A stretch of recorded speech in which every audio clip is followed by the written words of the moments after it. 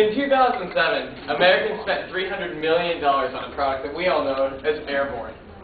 Well, many of you also know that in 2008, Airborne was forced to refund $23.8 million because they couldn't provide what this article I read from the NPR News said, even a single shred of evidence to support claims that they could either help to fight off the cold or B, even just to boost the immune system.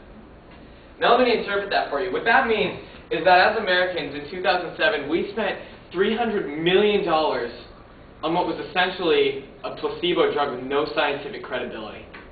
Clearly, we care about our health. And so today I want to talk to you a little bit about our health and this whole notion of mind over body and how our mind can really influence our biological functions. First, I want to look at the negative ways that an unhealthy mind can influence our body with high anxiety and low self-esteem. And second, I want to look at the positives and just how a healthy mind can benefit us. So let's begin. There are many ways that an unhealthy-minded lifestyle can hurt our bodies. In his article, The Cost of Low Self-Esteem, Anthony Stinson, among other psychologists, talks about a few ways that it can. The first they talk about is how low self-esteem can directly lead to poor self-care. That's pretty obvious.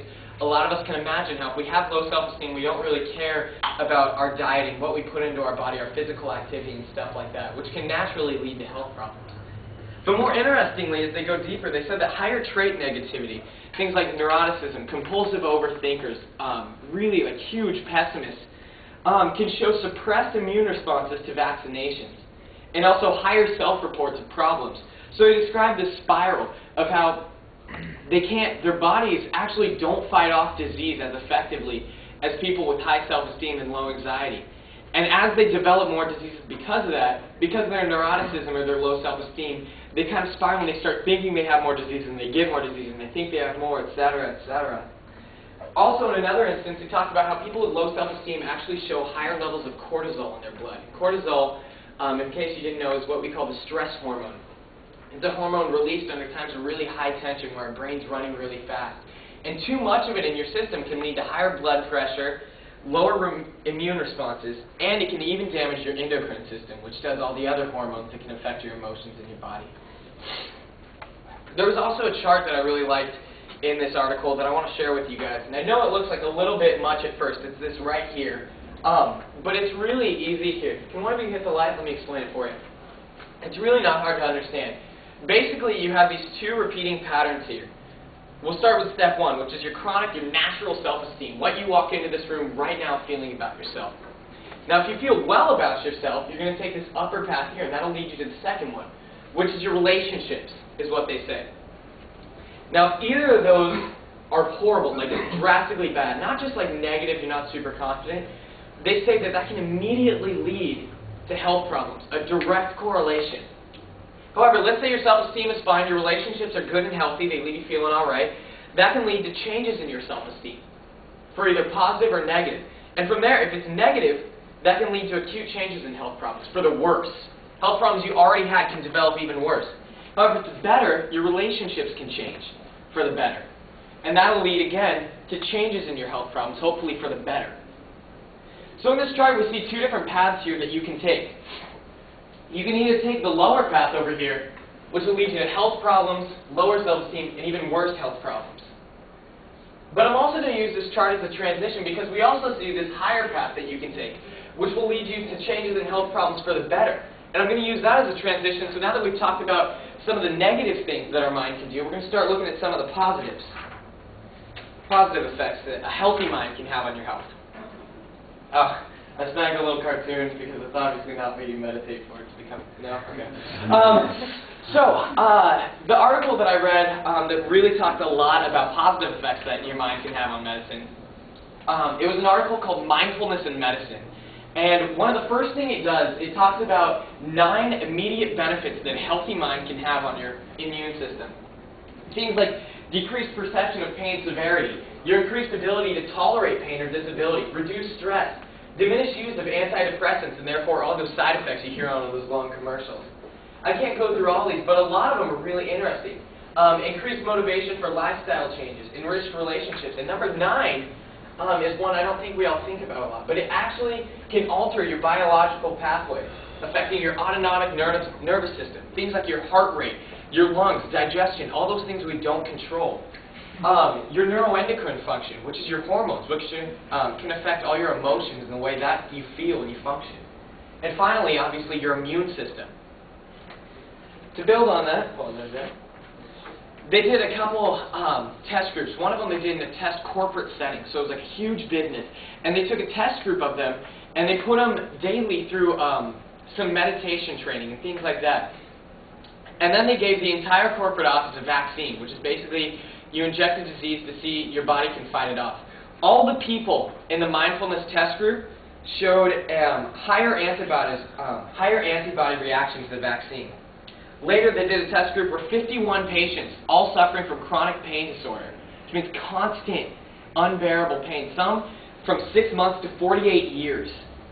88% of them said there was a pain decrease, and half of them said the pain was cut in half. So how do we get there? Can you hit the light? So what am I talking about when I say a healthy mind, mindfulness in medicine? Well, mindfulness in medicine, it talks about taking control over your life, taking responsibility for life choices, and constantly working to engage and strengthen your mind in your life. It means not just looking at life as a passive kind of like, oh, what happens today, going with the flow, whatever. It means knowing who you want to be and working towards that, engaging your mind, strengthening yourself, building yourself up with a purpose. Also, it talks about how meditation, not like chanting and sitting, you know, with your arms with candles lit everywhere, but just letting your mind unwind, relaxing it, focusing on something can be so good for your body. So, to wrap up this presentation, I actually did a little bit of my own research, because I know, like, with these speeches, a lot of the times we can think, like, well, how does it apply to me? So I did a Venn diagram here. In this circle, you'll see people with immune systems, and in this circle here, you'll see people with brains. So I found that there was a 100% correlation from people with brains to immune systems. So I think this can apply to all of us, because our brains can directly affect our immune system. So to wrap up, I hope you guys have all learned something just about the effects that not only medicine and things that you need a degree to figure out, but really your mind and your emotions and your lifestyle really can affect your immune system and your biological functions. Thank you.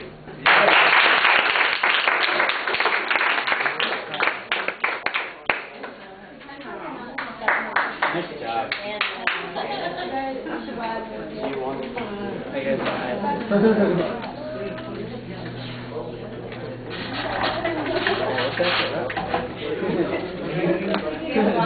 All right, Blake, I kind of assumed that the action at the beginning, the cough is, or the hacking is part of your attention device, but even if it's not, the visual's okay.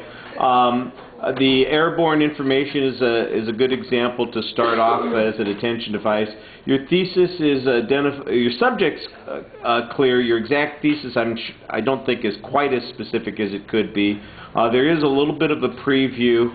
The content, there are a couple of places where we get they say, they did, it's this way, and I think that's abstract in terms of the references, but those are content issues. We've talked about those a bit before. I thought you had a nice conclusion at the end of the speech. On the presentation factors, I thought you emphasized some ideas early on with your body movements, but then there were some times when it seemed a little excessive, too many times from one side to the other. The gestures, there's some good descriptive gestures, and there are some that are kind of repetitive, so you want to be careful about overdoing it. But your facial expressions, you're always very animated while you're speaking. You have excellent eye contact with the audience. I like the last visual with the joke on it. I thought that was worth the effort there at the end.